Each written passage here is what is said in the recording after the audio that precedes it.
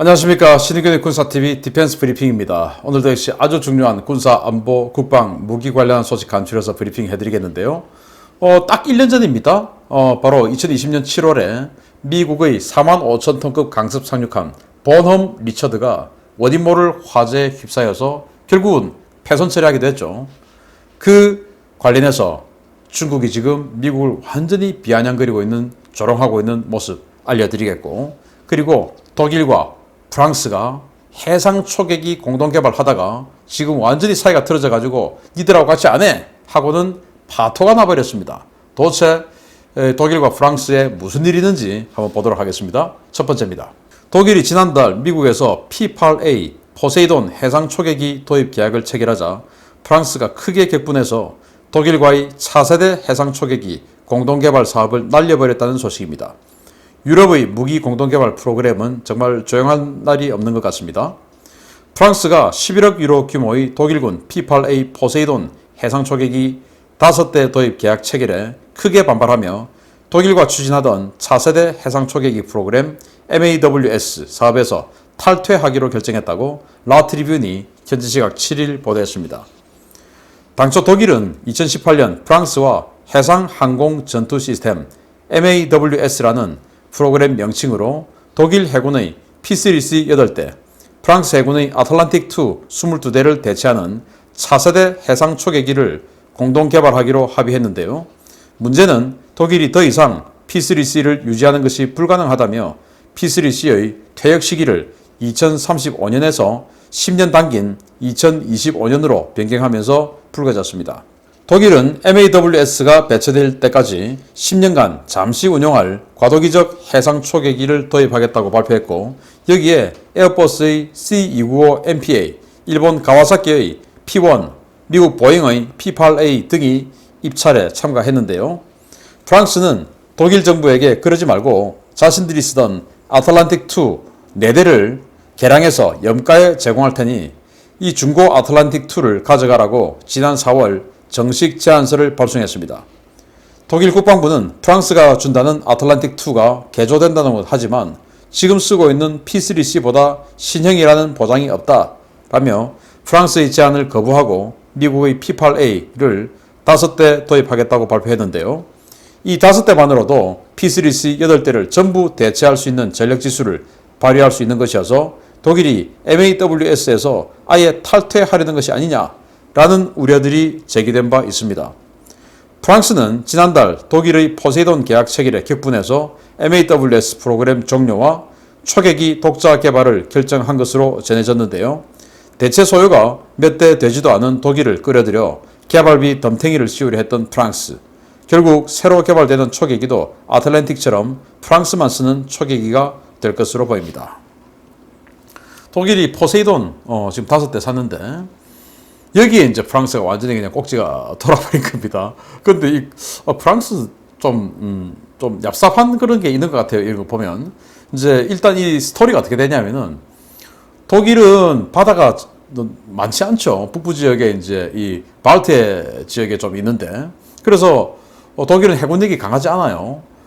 그래서 독일은 이 8대의 P-3C 오라이언 해상 초계기를 가지고 있는데 이걸 대체하는 차세대 초계기가 필요한 거죠. 그래서 8대 어차피 도입해야 되니까 프랑스가 꼬신 겁니다. 야, 우리 지금 22대 아틀란틱 있는데 이거 우리 그 대체 사업 해야 되니까 우리 개발할 건데 니들도 8대 있잖아. 그러면 우리 합하면 30대 되니까 우리 같이 개발하자 라고 한 겁니다. 그 말은 우리 개발비 이만큼 필요한데 니들도 개발비 좀 대라, 라이센스 좀 줄게, 이거 아니겠습니까? 그래서 독일이 오케이 그러자 하고는 이제 같이 하기로 한 겁니다.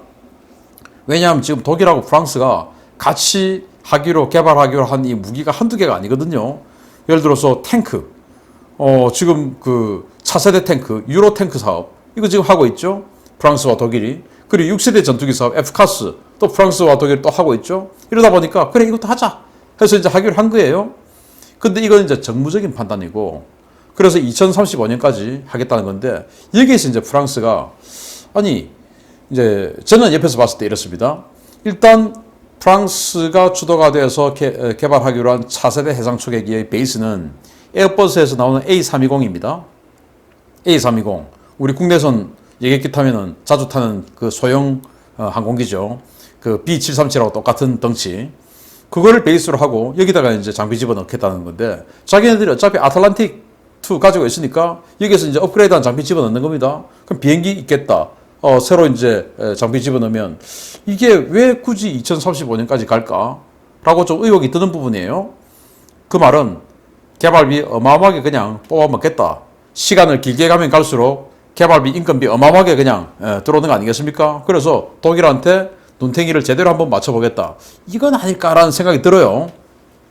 그런데 독일 입장에서는 이 P3C 오라이언이 워낙 노후됐으니까 독일 해군 입장에서는 이거 지금 더 이상 못 쓴다. 정부적인 판단은 2035년까지 국방부에서 했지만 해군 입장에서는 우리는 그렇게 못한다. 우리는 이거 2025년까지 지금 부품도 없고 퇴역 다 시켜야 된다. 그러면 2025년까지 30부터 35년까지 10년간은 해상 초계기 없이 쓸 수는 없으니까 그 10년간 쓸 수 있는 초계기 사야 되겠다.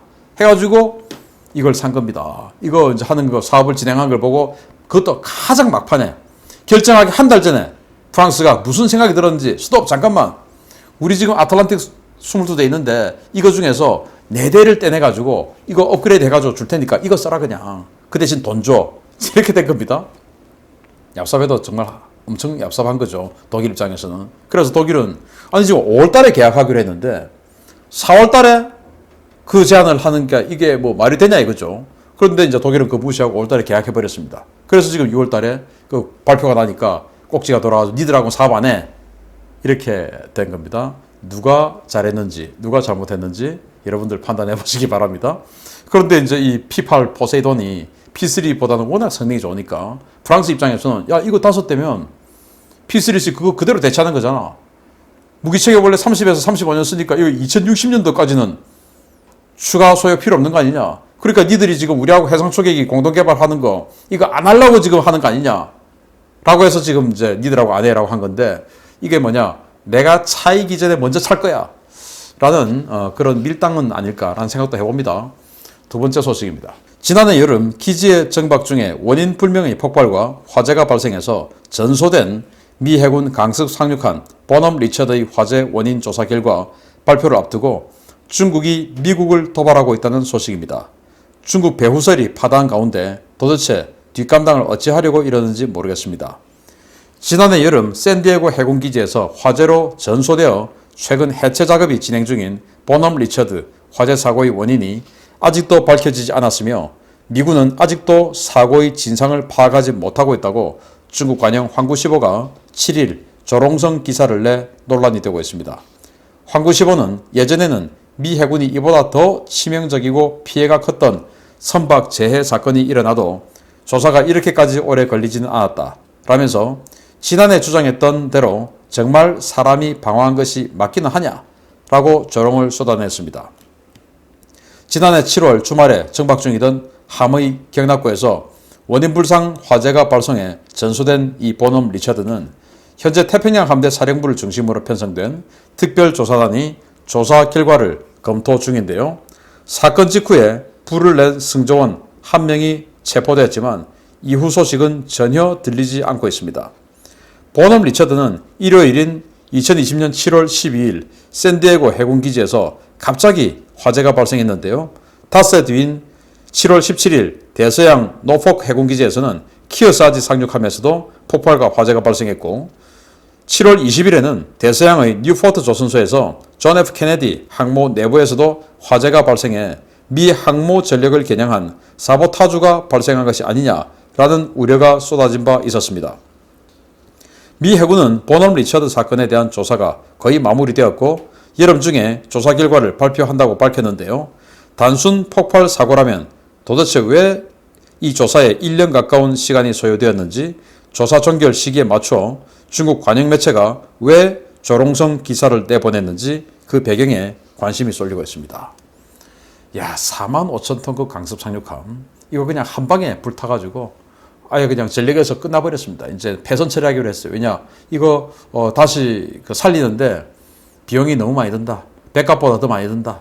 라고 해서 그냥 퇴역시키기로 해서 미국은 상륙함이 그냥 한 개 없어져 버렸습니다. 항공모함 한 채 하나 없어진 거죠. 이거 사실은 F-35B 탑재할 건데. 그런데 이게 주말에 일어난 일이에요. 그리고 닷새 후에 또 동부, 이건 서부인데 동부 지역에 있는 또 기지죠. 노포크. 거기서 또 동급의 45,000톤급 상륙함 또 불났습니다. 그리고 바로 인근에 있는 조선소에서 만들고 있던 존 F 케네디 항공모함 또 불났습니다. 야, 이거 중국이 지금 하는 거 아니냐? 이제 이런 의혹이 있었고, 이게 이제 조사해 보니까 이 승조원들 중에 한 명, 일요일임에도 불구하고 당직을 쓰고 있었던 승조원, 그 승조원의 주변인 계좌에 수상한 자금 흐름이 있었다라는 발표가 그때 나왔었습니다. 그래서 이거 혹시 중국 돈 아니냐라는 의혹이 있었고, 그로부터 지금 1년이 딱 지났는데 최근 이제 네이버 뉴스에서 조사가 거의 끝났다. 그렇지만 누구도 기소되지 않았다라고 뉴스가 나왔거든요. 그 말은 책임질 사람 없다라는 거 아니겠습니까? 누구도 기소되지 않았다. 즉 그 당직 썼던 한 명, 승조원 한 명, 자기 주변인 한 명이 의 계좌에 수상한 자금 흐름이 있었다라고 하는 그 한 명, 그 사람도 혐의가 없다라는 결과가 나왔을 것으로 판단되는 기사죠. 그 네이버 뉴스. 그러니까 이제 그 기사를 본 중국이 야, 니들 우리가 그랬다며. 봐, 우리 아니잖아. 라고 하는 거 아니겠습니까? 그래서 과연 진실은 뭔지, 왜 또 1년이나 조사가 걸렸는지, 여기에 아주 오랫동안 정무적인 판단이 들어간 것은 아닌지, 이제 중국이라고 발표를 했을 때, 그럼 전쟁이지 않습니까? 항공모함을 이렇게 만들어봤으니까. 여기에 대해서 엄청난 고민이 들어간 결정이 나오진 않을지. 그러면 중국 가만히 보면 되는데, 그걸 또, 야, 봐봐, 임마, 우리 아니잖아. 니들 함부로 그냥 그러지 마. 라고 하는 조롱성 기사를 굳이 쓸 필요가 있었을까? 라는 생각을 해봅니다. 아무튼, 누가 그랬을까요? 마치겠습니다. 감사합니다.